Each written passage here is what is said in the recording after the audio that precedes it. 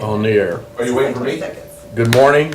This is Wednesday, May the 8th, 2019. This is a workshop meeting of Commissioners Court of Grimes County, Texas.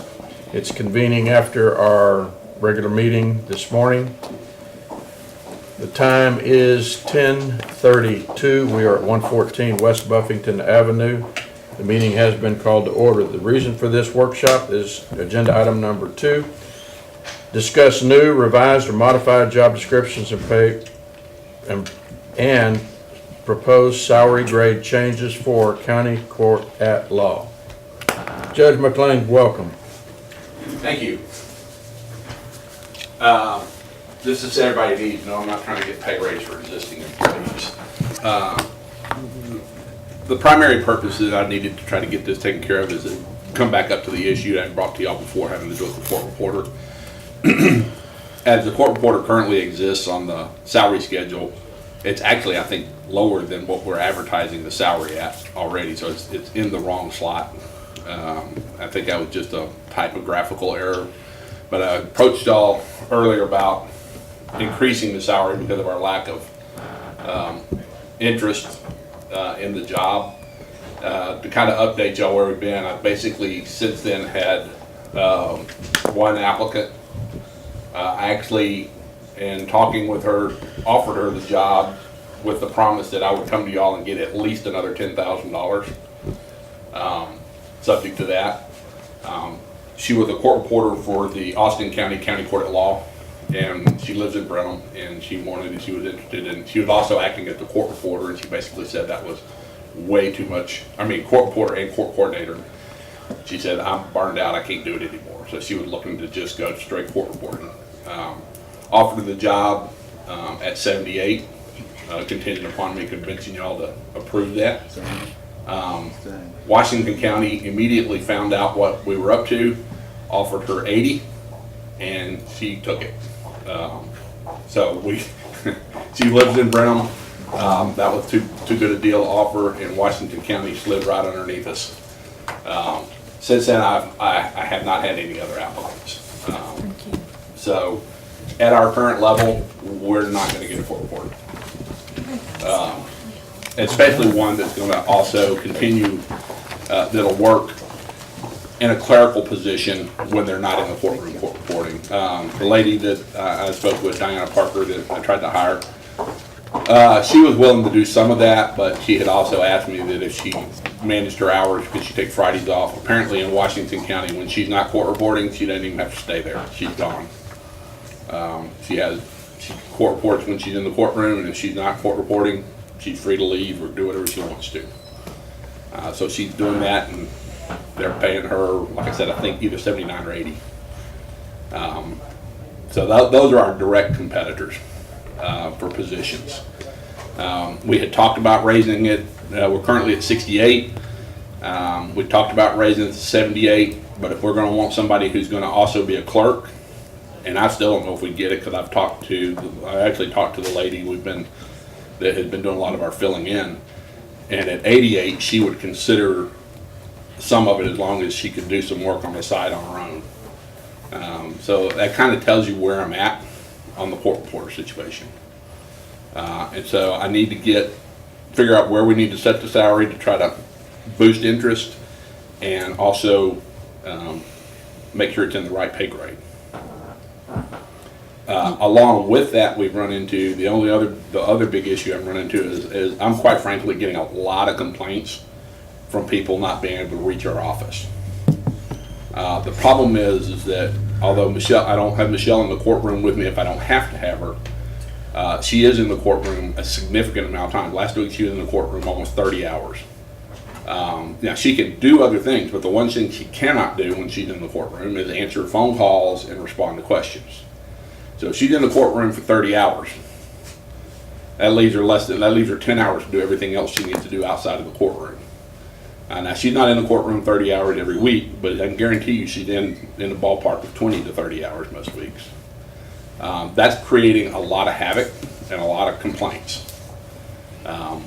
People don't lie. I mean, I'm guilty of it. People don't like leaving voicemails, especially when they're trying to get some legal issue addressed, and it's going to be a long email. I need to find some way to handle that problem. The court reporter is not the answer, because the court reporter is going to be in the courtroom every bit as much as Michelle is. Michelle needs to be in there because, for example, in the criminal docket, as we go through a criminal docket, she has to be in there to do the resets.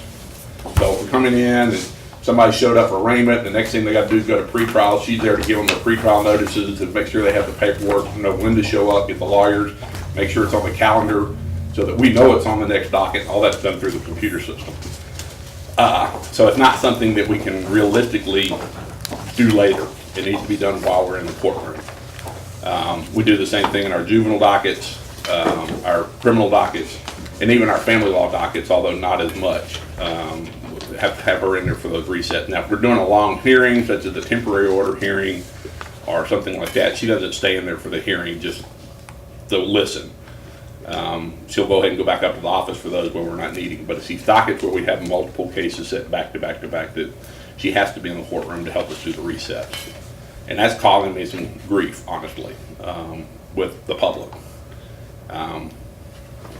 A lot of the big cities, they have the same problems. In the big cities, the lawyers have got used to, dealing with answering machines and emails and things like that. But I'm going to be real honest right now that the ones around here are fighting me tooth and nail on it. They don't like not being able to reach somebody. And it's creating a lot of problems. And I don't know what the answer is, honestly.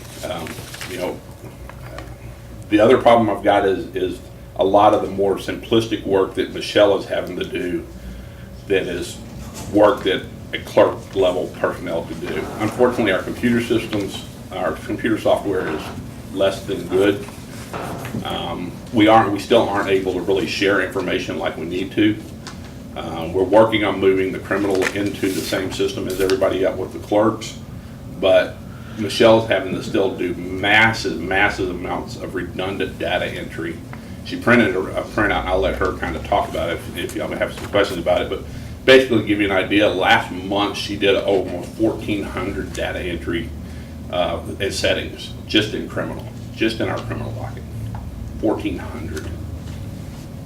That doesn't include our juvenile dockets, that doesn't include our family law dockets, our probates, any of the other stuff we do, just criminal. Now, misdemeanor criminal, the difference between us and felonies have a lot lighter caseload, but their stuff obviously is more time intensive as far as trial and stuff. We have a much larger, 3 times as large. So I had 3 times as many cases as the 2 district judges combined. And so we're having to move 750 cases roughly a year, where they're moving 250, 300. And the setting of all those cases, and you've got to figure each case is probably has at least 3 settings, usually 3 or 4, before you get a disposition on them. And that data entry and all the documents that go with it, along with the fact that Michelle manages all the Misdemeanor Indigent Defense Act applications, that paperwork is burying her right now. I've been trying to keep her overtime down. She tends to take things home too much and work on weekends and stuff. And I'm not sure what the answer is. I don't know if the answer might be a part-time worker that we pay, come in for 20, 25 hours a week, 30 hours a week to answer phones and at least do data entry, or what it's going to be. I looked at the possibility of something like an online receptionist thing, like a Ruby receptionist. I was actually surprised how expensive that was. That runs about $6,000 a year, and they really can't do anything other than take a message. They can't answer questions or look at the computer system and give us answers. So I'm not sure, but what I'm here to talk about mainly is getting the court reporter salary adjusted, where hopefully we can get some interest in it, and then either look at some solution to having somebody in my office at least part-time, hopefully, to help us deal with the public. And I say the public, it's mostly lawyers and legal assistants that I'm having to deal with. My office doesn't talk to parties. So if somebody's accused of a crime and calls me, we don't talk to them. We can't. We're ethically prohibited. But it's the lawyers calling, wanting settings, trying to figure out how to do things. We recently built a whole new website. I've spent almost 2 months building a website. We're trying to use that to direct them, look, here's your answer, go here, find it. So we don't have to spend as much time on the phone with them. It's helping some. to those that are willing to go to a website and read it. To some of the older crew, they really are not interested in reading my stupid website. They just want me to tell them what to do and do it. And so that's what I'm looking for. I need to adjust and get my court reporter salary up, or God help me, I can get a court reporter in there. I've recently ran into several instances where I had short-term hearings. I had a hearing where it's called a writ of habeas corpus, where basically a child had been snatched by the dad and we were trying to get the child back. I had to have a hearing within a certain amount of time. I couldn't find a court reporter to hold a hearing. We weren't scheduled for anything that week, or those 2 days that I need to have it. But and fortunately, we actually found a court reporter literally the evening before the hearing was set. I've had that happen a couple of times now, and it's starting to happen a little bit more frequently where I need to set something on short order, and my biggest issue is, and I even forget this particular case I was telling you about, the lawyer called me and talked to me, I said, yeah, we'll sit on Thursday. Let's do it Thursday, 10 o'clock. And I went in there and said, Michelle, we're set for a hearing on Thursday at 10 o'clock. And she goes, what are you doing about a court reporter? Yeah, forgot about that. And she's been almost a week trying to get a court reporter. So what type of cases do you have to have? All of them have to have court reporters, or just? There are things that I don't have to have a court reporter in a probate hearing for just a probate prove-up. I can legally do a criminal plea without a court reporter, but since we are a court of record, we're not supposed to. And because of the way the law is changing and the requirements that we're having to do on pleas, it's not a good idea. And the reason is this. Probably the two biggest groups of cases I have are DWIs and assault family violences. What's important about those two types of cases, those are also cases that are enhanceable up to felonies. So you get 2 DWI convictions, the third one can be a felony. You get 1 family violence conviction, the next one can be a felony. The most likely attack, somebody gets charged with, say, a felony DWI, the first thing a good lawyer is going to do is going to go back and he's going to look at the prior convictions and see if he can get one thrown out. If you have a record, the likelihood of it getting thrown out is slim to none if you do what you're supposed to on the record.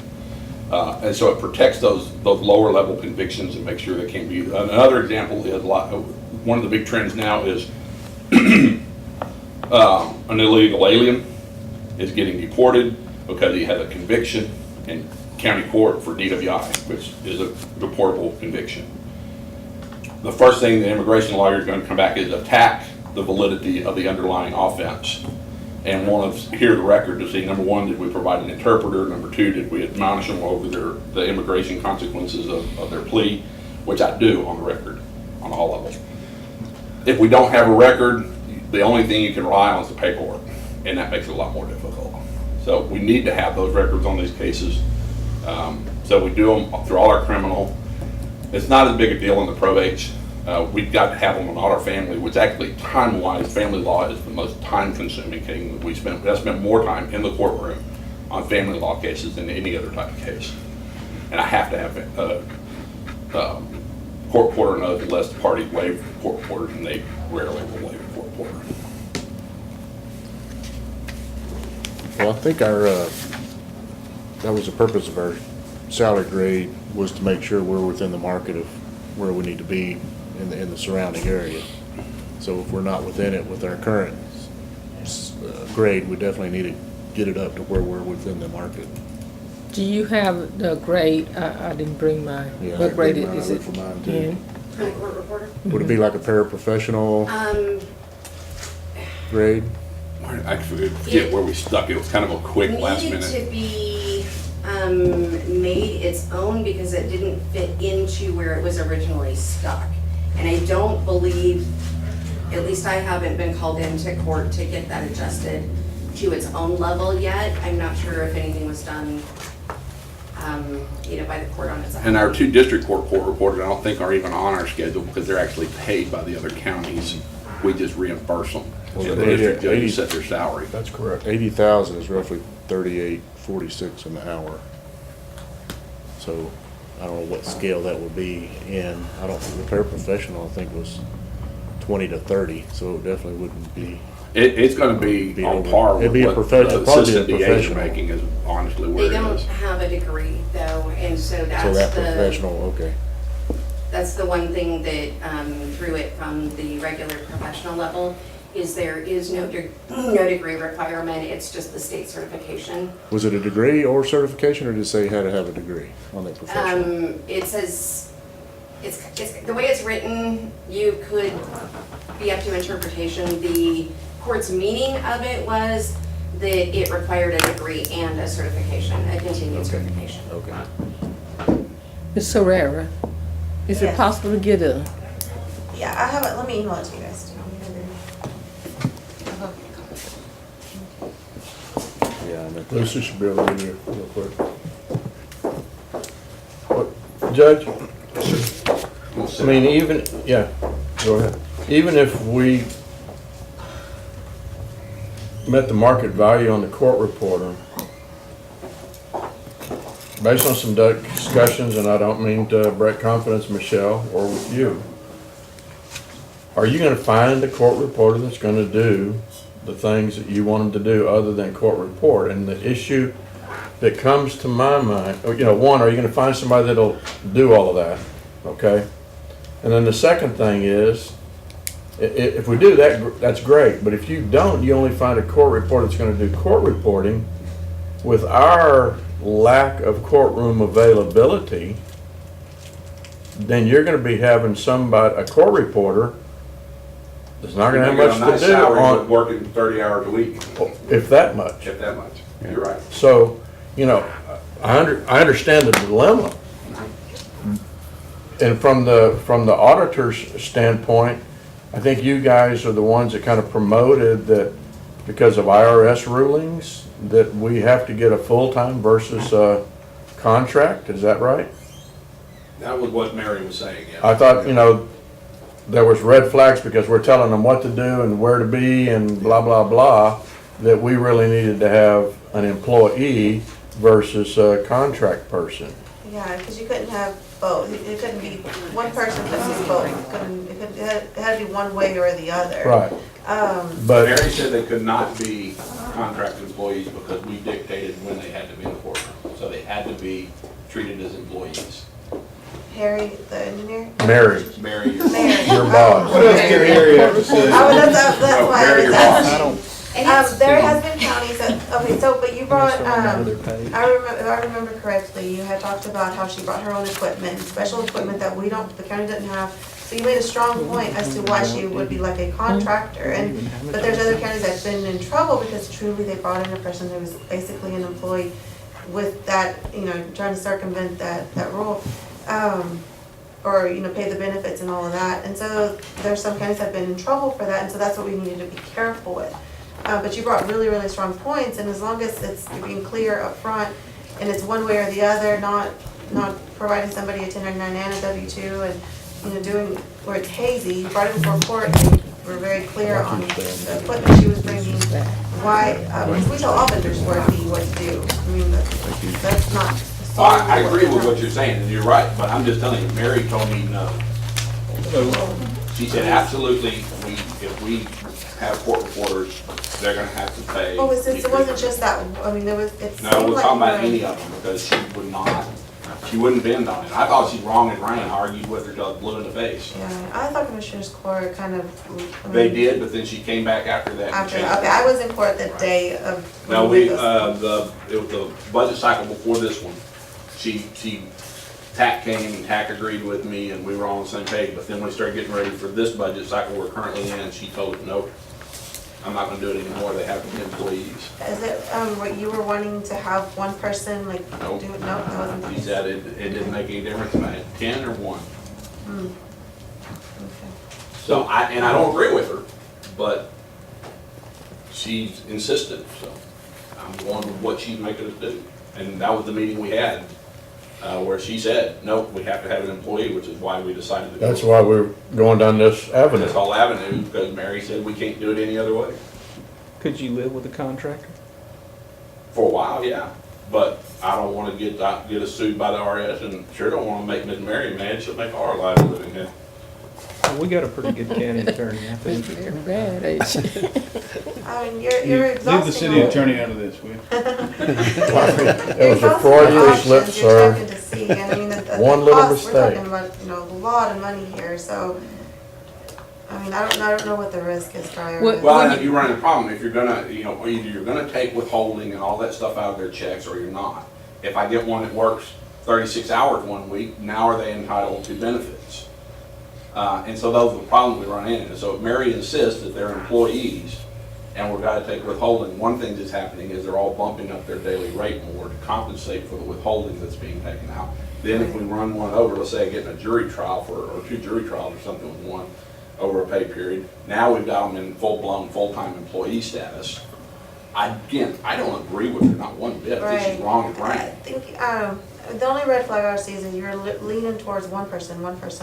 They're really the only ones that are And the that primary tends person. to So be they the have this case. significant salary, and so it's like, hey, is this really an employee or not? And so it was just, I could see that being a red flag, but maybe more research needs to be done in that Well, area. and TAC did say that they would come back and revisit it again Yeah. later, but being the one that did, you know, the research on that, you know, it's still very clear in my mind exactly what my findings were, and that was, if we have ever before hired somebody as an employee court reporter, we can never go back to paying as a contract worker again. If we've never paid somebody as an employee, then we can do the contract work. And that's where the problem comes in, is if that's the case. That's why these other counties are getting in trouble, is because They that went was back and the, forth. They that was the switched. IRS ruling on, you know, what it was, and But that makes sense, because it's like, wait, what's more convenient to me, you know? exactly. That makes sense. Now, as an aside, even though, in one of the times I had to go down and visit with Mary because the court reporter that I have scheduled for the majority of our hearings was not available, and I needed to bring in actually the one we were hoping to hire, and I didn't know, according to the way it was last stated, I needed to have her sign up as an employee. And my question was, if she takes our job, you know, how do we do this? Continuously having anybody that comes in be an employee?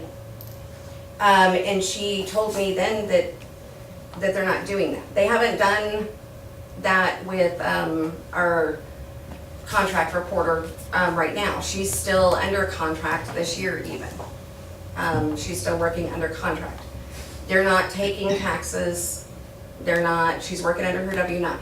So it's the way it is now. We haven't made anybody an employee yet, so we're not going to fall under that guideline. Not for Had this we fiscal paid year. anybody as an employee. Not for this fiscal year, because it had been the whole year, like you couldn't just switch it around. Exactly. And well, and we haven't hired anybody, so we're not under that obligation yet because we haven't actually paid anybody as an employee court reporter, thankfully. Well, but I think going back to Judge McLean's comments, one of the issues is that if we don't have a full-time court reporter, then we need them here on that Thursday for that hearing. You may or may not get somebody that's willing to come in and fulfill that obligation for the day.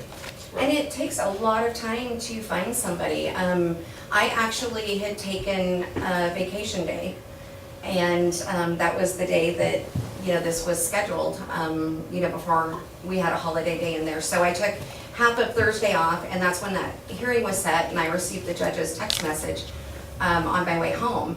And I knew I had to start immediately, trying to find a court reporter and going through every name that I had. And it's not something that you get to lay down. I spent my holiday weekend receiving answers and then going to the next person to try and get somebody in line for that hearing. And thankfully, the very, you know, afternoon before, we were sitting here in court, and I jumped out of my chair. I was so excited because finally we had somebody come in, and it was a statutory deadline. You know, we needed to have the hearing by a certain date. We had to have a court reporter. So you continuously work on these things. It's not something you can just do, you know, 8 to 5. It takes a long time. So Well, that is part of the concern. I guess what I'm struggling with is that if we can get by with a contract court reporter, then we're only gonna pay them for the time that they're here at the time that we need them, provided we can get them when we want them. So it might, and I don't know how much we spend on a court reporter for your court on an annual basis, but let's say on a contract, we're only spending 40,000 or 50,000, I say only, let's say we're spending 40 or 50,000 a year on a contract court reporter, then I would think we would be okay to get you clerical help, and pay them 30,000, so we're getting your clerical done 5 days a week, your phone answered 5 days a week, providing you can get your court filled with the contract court reporter. But if that's getting harder and harder to do, Judge, and you're not able to hold your court, then we still need to pursue. Look, I'm gonna set aside what Mary said and just, let's all assume Mary was wrong. Okay. And I'm totally like being on strike. But let's assume Mary's wrong, so we can do the contract court reporter the way we've been doing it. As far as scheduled courts, we've had no problems really keeping those scheduled courts filling. We have my calendar set out for them. I've been able to get consistently court reporters in there.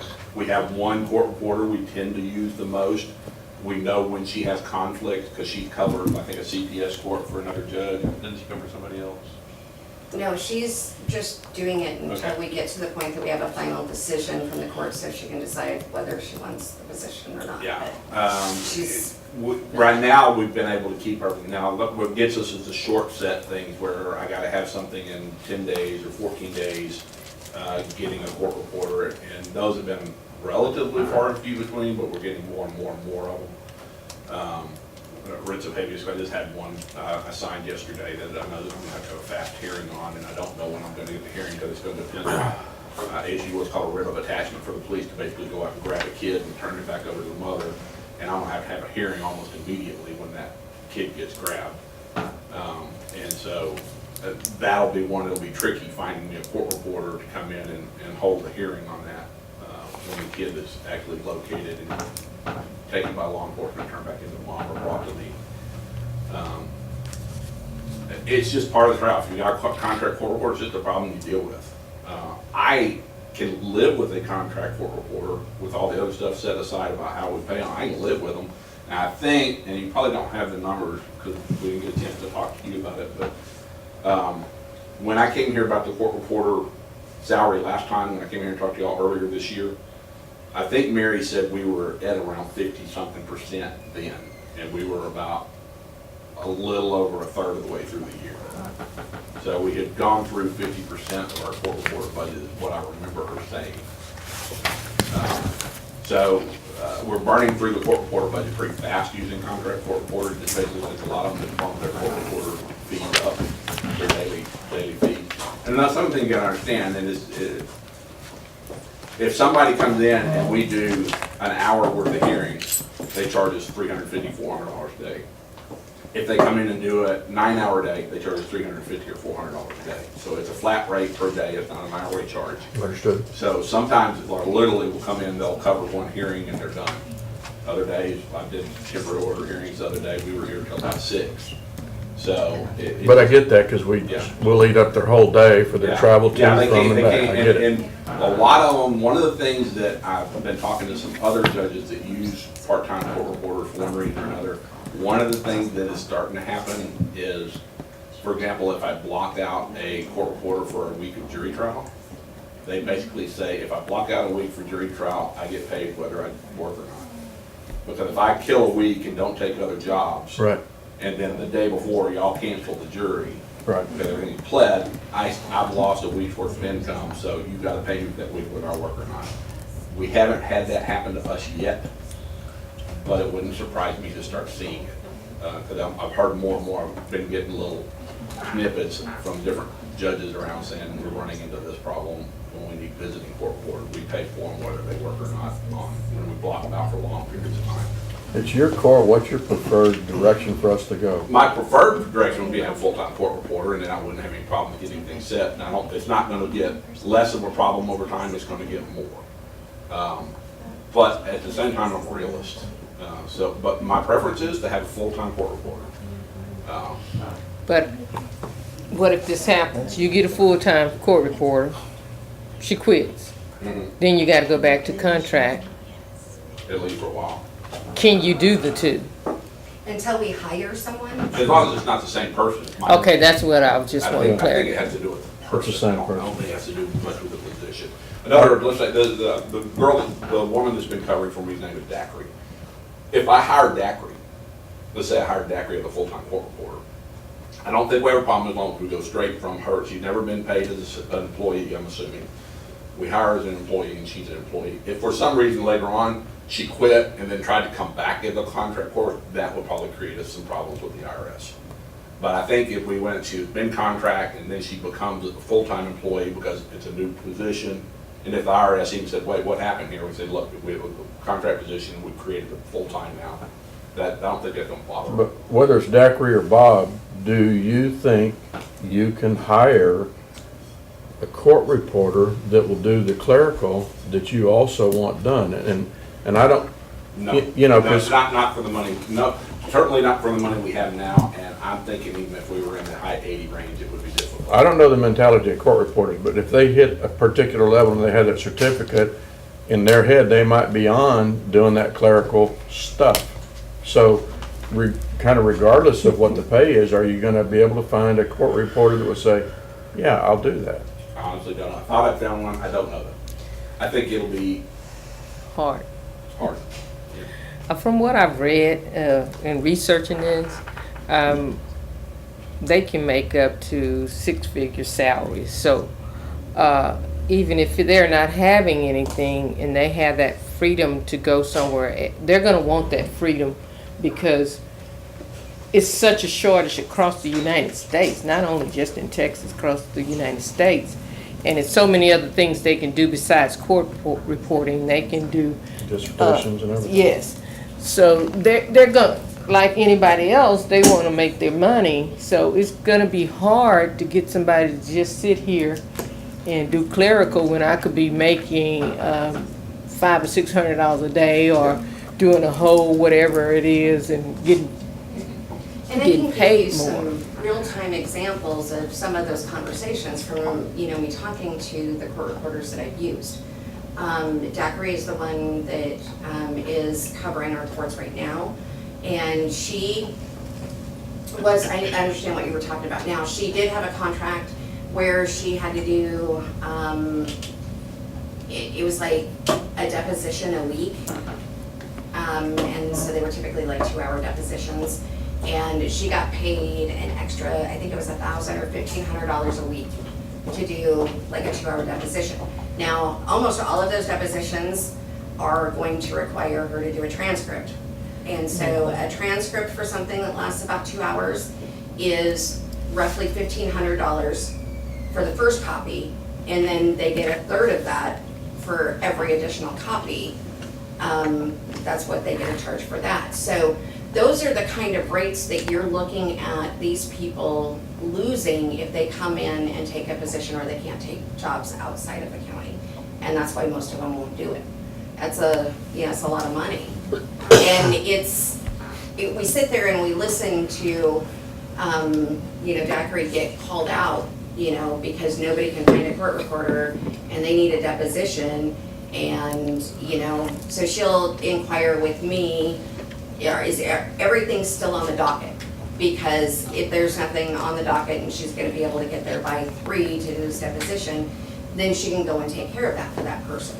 It's a constant need and it's a lot of money that they're losing out on to have the benefit of being, full-time in the county with benefits and everything. It's just a lot lesser pay. And that does bring up the fact that also increases, Michelle spends a significant amount of her time scheduling court reports, whereas that would go away if we had a full-time court reporter. Michelle wouldn't be spending, 4 or 5 hours a week, trying to schedule court reporters and make sure they're all here and on time. But Judge, even if you have a court reporter, say a full-time, how much time is Michelle gonna spend in your courtroom still?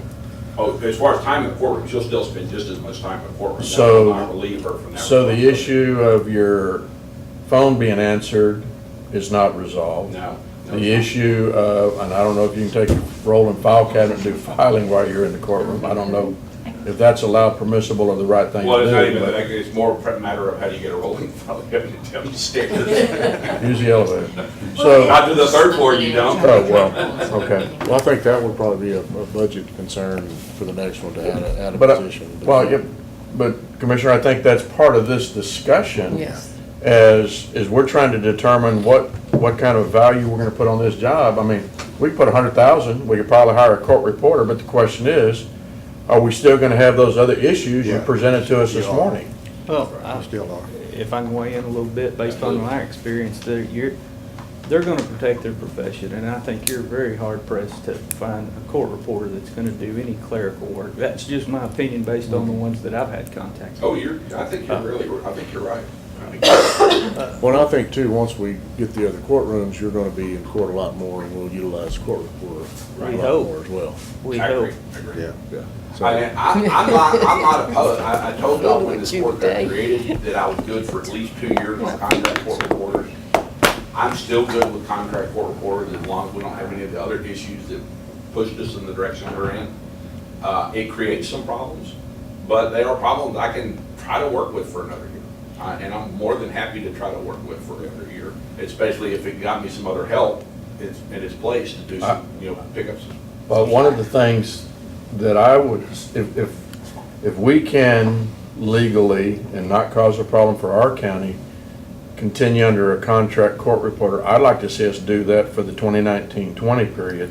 Talk about a clerical, full-time, part-time, whatever time, until we get into the new building where you have a full-time courtroom. Because if this room is occupied, this court's occupied and that's occupied, you might have a court reporter on standby, but you don't have a trial going on, Well, so. today, I couldn't hold it Here, hearings today. yeah, but here we go all over again. So if commissioners, if we could live with a contract court reporter for this next budget year until we get closer to the law center and the new courtrooms, I think that's the way we ought to go. And then when you get into your budget talks or comments, the idea of looking for a clerical, whether you can justify a full-time or justify a part-time or what time. Yeah. That's a, And Michelle and I briefly talked about it a little bit. I mean, and again, y'all got a lot of wants, and I do recognize that, I really do. Everybody comes to y'all and want stuff, and I know you got some people coming to y'all with some big wants. But it sounds like a need.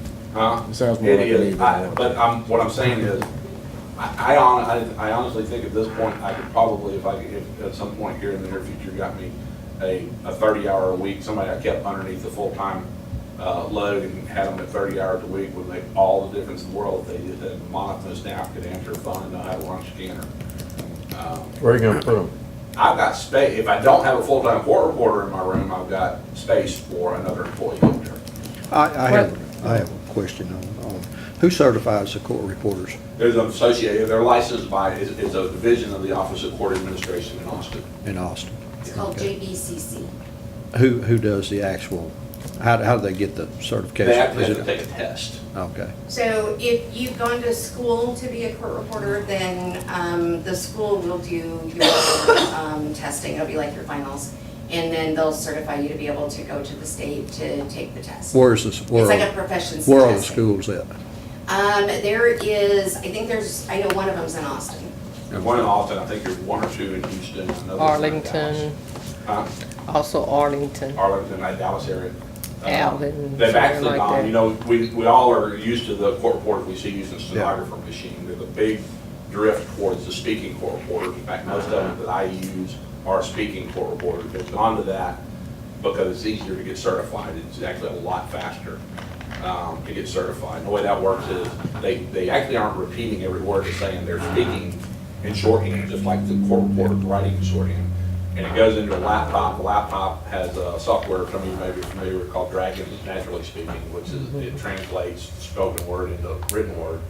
And so it learns your shorthand and it literally prepares. They can actually do real-time court reporting using Dragon.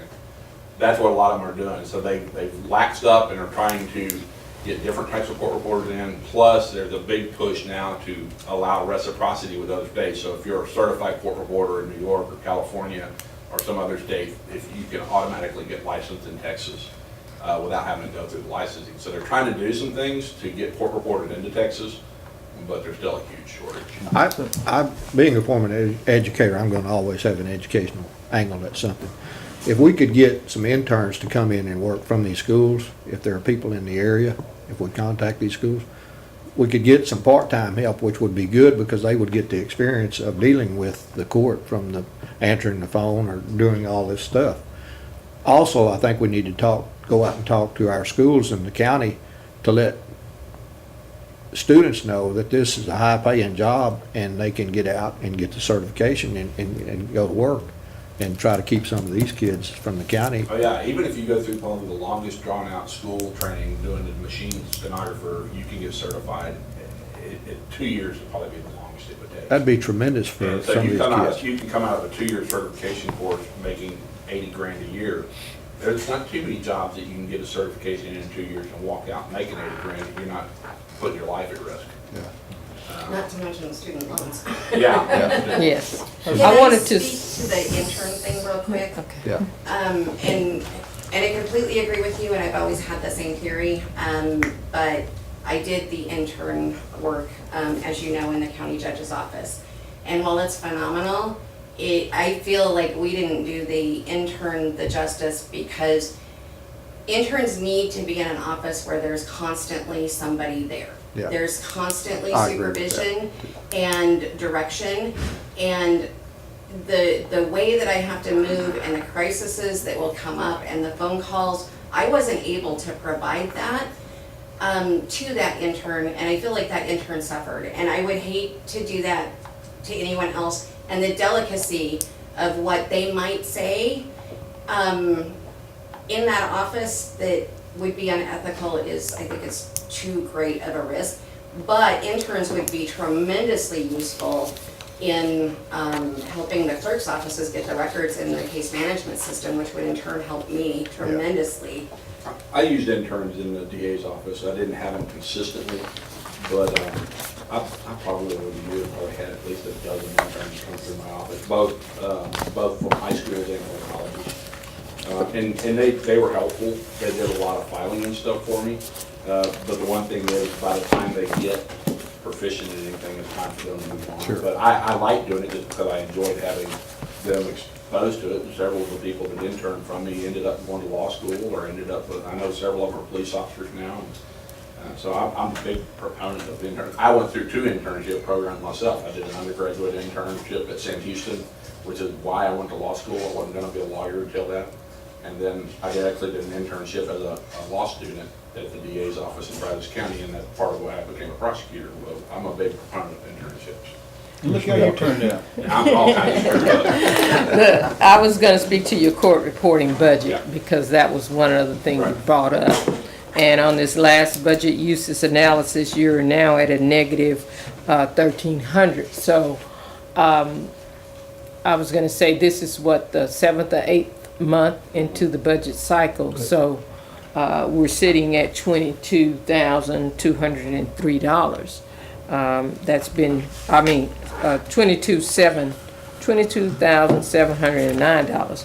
That's been encumbered so far. Is that current as of date, or is that current when they ran the analysis for budgeting? That was May 2nd. Okay. And so it's not going to contain this week's. Right. But that's basically what it's averaging now, and I'm just telling you where you were. You spoke to it earlier, and so the suggestion of maybe keeping down the road of contracting, we're not near 80,000 now, but I think there is a need now. When I consider that your other offices, y'all are a 2-man show.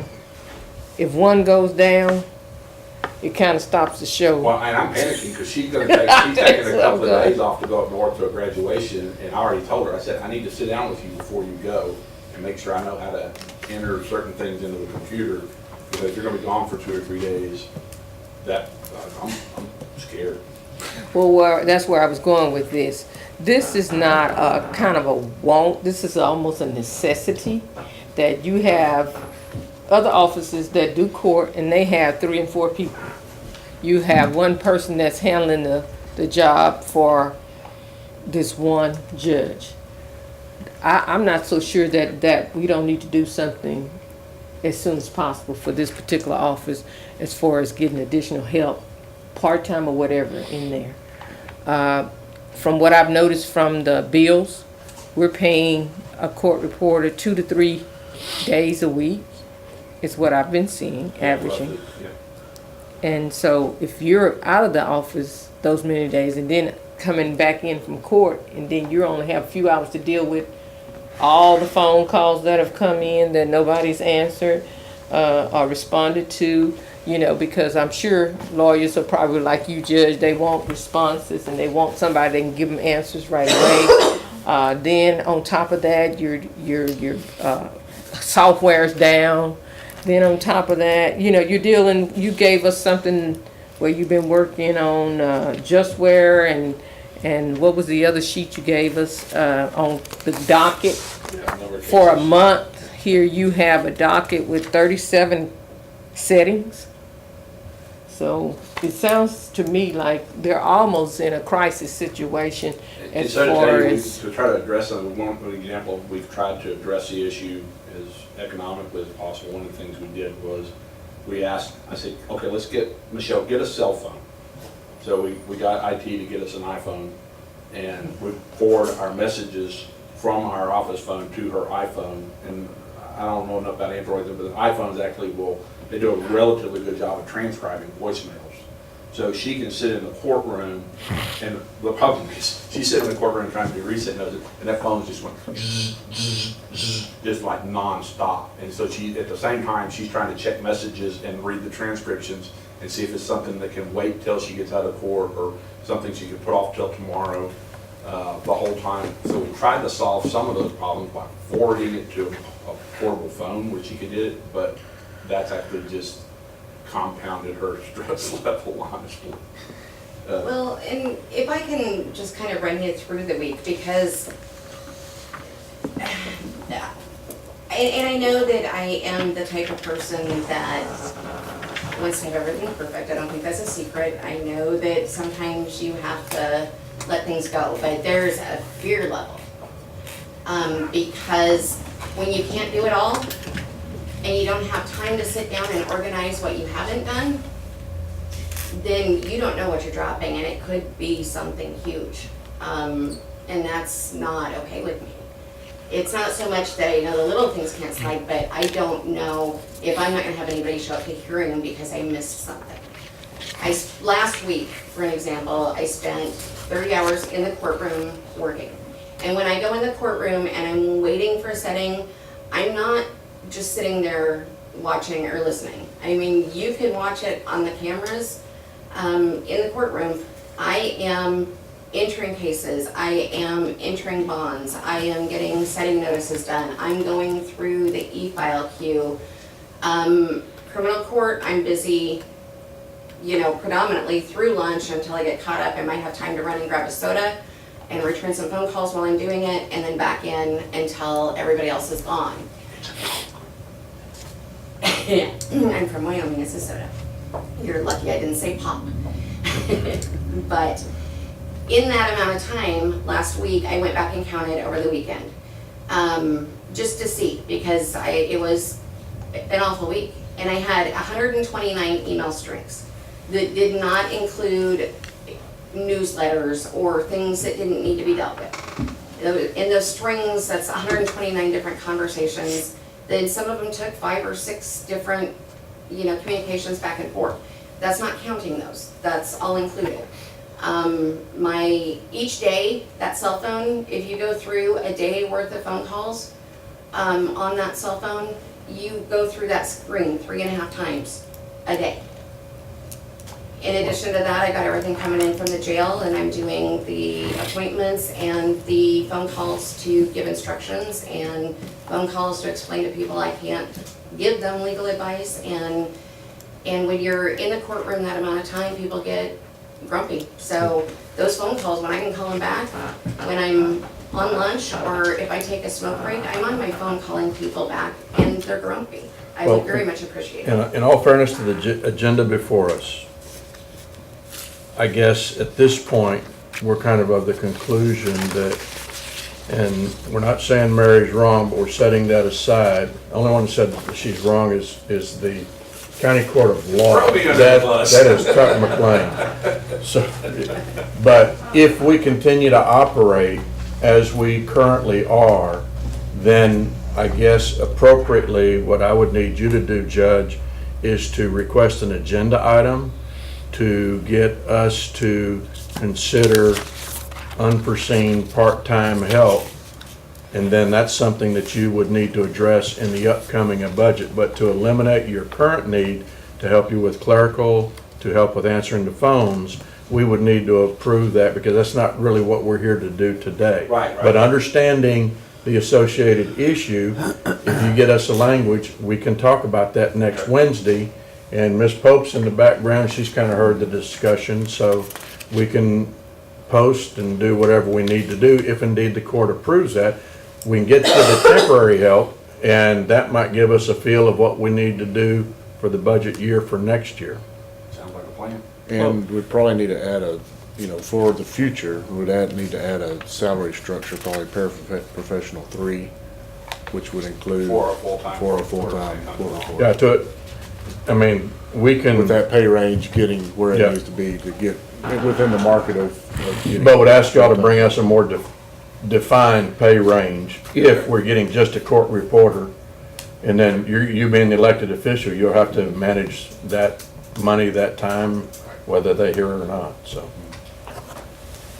In order to get that information regarding the court reporter, we're gonna need to know what, the Commissioners Court is gonna require as far as that employment. If you want a court reporter that will take the full-time position here, and this comes first, but is able to work outside of the office when we're not in court here, or if you expect them to be on site for 40 hours, because that price differs dramatically. Dramatically. I think Like It'd be $50,000. it'd be the range for whoever you can get to come in, whether that's be like a part-time versus a semi-part-time or a. Well, like the deal I had kind of worked out with Diana, the lady that Washington County stole under me, I'm still really upset about that. I told Judge Carter and Matt Eddie. But the kind of the deal I'd worked, she looked enough at our dockets and stuff, she said, look, I will work all day, every day, Monday through Thursday. If we don't have court on Friday, I would like permission to work from home on Friday or part-time. Could you do that? I said, I will do that. And so that's kind of where we were, and that was looking at a salary of $78,000. And had Washington County not slid in under me, she probably would have taken that job at that. So I hate to say I can't find anybody, but I also know that she's kind of was a unique circumstance, because she'd been being a full-time coordinator, full-time reporter for a county court of law for almost 10 years. And so she kind of knew what she was walking into by doing. So I can't, that's why I hesitate to say I can't do it, because I actually had found somebody that was willing to do it, but Well, I think you should Our have, friends in Brown the County. flexibility to get somebody in Yeah. that you really want, that would fill the void that you need, so. Maybe So- if it were written like, maybe that could be the description we. well, and I've go gone, with. and you might correct me on this, but one of the issues I asked, and I think I got an answer, was I believe a court reporter would be an exempt employee. I don't know for sure. I've looked and everything, and I can't, somebody I think told me, I don't I remember who. went and asked Mary, and Mary confirmed And it so was that's one of them, the court reporter would be an exempt employee. I think that's correct. So we wouldn't have to worry about, typical timesheet issues with Right. them. So to the extent, I just don't want to be in a position, you give one exempt employee a bunch of leeway, then all the other exempt employees are kind of, why can't I do the same thing? Well, because you're not a court reporter. Yeah. That's the answer, but sometimes that's Well, I still. understand, but, and I know people are worried about opening up a can of worms. Well, we just won't open the can. I've been here 30 years, I really hate those worms. So then on agenda item number 2 that we have before us, would you prepare us a court reporter job 1 and a court reporter job 2? One is full-time and clerical, and one is full-time court reporter only. we can have those, so whenever you do make a hire, you're either gonna hire under this umbrella or that umbrella. But also, if you'll get us the language for next Wednesday's agenda to seek maybe some temporary help for you, and then we can also address the issue during the budget time for what you're gonna do October through into September of this upcoming year. Is that agreeable with you, Judge? Yes, sir. Court, does that seem to meet, does that seem to meet? I will make time. One question I do have though is, what do you want in your budget request? Do you want different versions for your budget proposal? Because that was the extension, I got an extension, so I knew what direction to go. Well, I think maybe you need to give us 3 budget proposals. Okay, And knowing that we're gonna work on, one is what we're talking about right now, having a contract court reporter and a maybe Part-time. part-time clerical person. That's one. 2 would be a full-time court reporter doing clerical, and 3 would be a full-time court reporter. And then whatever one we fall under is the one we'd have to go with. And hopefully we'd know that by the time we make a final budget. We'll get you something. Okay, I don't mean to make excessive work, but No. we need to look at all the pictures. may I turn in the scenario we're talking about now, because I have, like today to do it? May I turn that in, That'll get us started, that's today, fine. and Yeah, then it the can other be ones bring revised. into our Yep. meetings? Just go. Or give us the worst-case scenario so know what we're dealing with, okay? Hey, Tuck, where's the advertisement for the position? We've posted it at a couple of schools. Of course, it's on our website.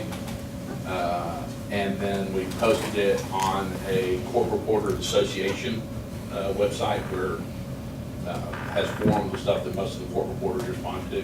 And then a lot of it's just word of mouth. But you're not getting any hits from the school postings at all? None from the school And districts. I thought it was us at first, but I'll be honest, we started reaching out, I was going, what in the world? I have never There's not posted a a lot job of and people got graduating nothing. at that, I've never from posted a what I job saw. and gotten zip, this type of silence. And so I started asking, what's the deal? You didn't post a That's picture when with the ad, did you? No, I'm not going to do that. I just basically, that's when I started learning about this court reporter shortage that's going around through the state. And actually, it's become friends with a couple of court reporters on Facebook, and I'll see them pushing out, hey, there's this job, it's paying $500 plus travel if you want to go do a deposition tomorrow in Corpus Christi. I mean, they're just throwing things across their Facebook pages and, because they can't find people to fill slots. And So- I don't think I saw a lot of graduates graduating from a lot of these I don't think people academies. realize And they, what's it going wasn't a on. Yeah, whole that's why we overwhelming need- amount That's why we of need to people. educate the kids coming out of school. I mean, I went to pick up some prescription at Brookshire Brothers, and I was talking to one little girl, she was studying for some type of pharmacy tech exam. I said, girl, put that book away, you need to go to court reporter school. Yeah, I said, I don't know what you're making at Brookshire Brothers, but I can guarantee you can make more than a court reporter. yeah. But even like, I looked into like Vista College, you know, because they do medical reporting. Yeah. The closest place that they offered court reporting is El Paso.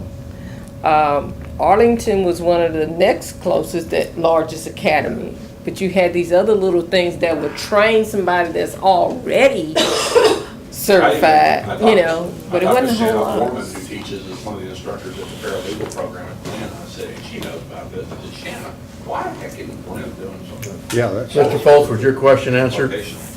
Yes, senor, thank you. We'll then move to agenda item number 3. Move to adjourn. second. Thank y'all. I appreciate You ready to go on y'all that one? listening. Thank you. You better I'm sit sorry, down. I got- Hey, you the one talking about why is everybody? Time out, Court. I got, who's seconded? You Not really. did? Oh, she did. No one would Yeah, ever we figure did it at the out. same time. No, There's a motion before the court on agenda item number 3 by Commissioner Mallett, seconded by who? Cox. He said Commissioner Cox. All in favor, say aye. Aye. We are adjourned at 11:31. Thank you. Don't be in such a hurry, Philip. He's ready to go put on. You need to let this chair down. Hey, Tuck. It's hard to get out of